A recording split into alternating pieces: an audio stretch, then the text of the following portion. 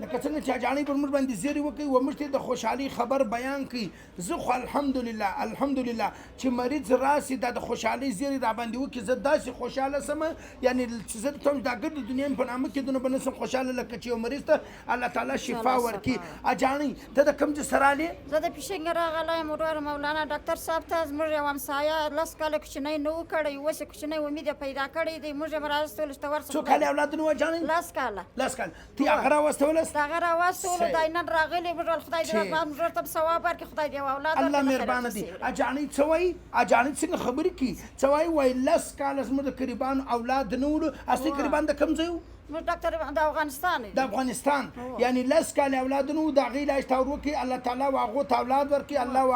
هغو ته چې دی د الله تعالی هغه خوشحاله کړل او الله تعالی د هغو غېږه چې د اولاده صدقه کړله. زه دغه د خپل سره بس دا دعا کوم چې الله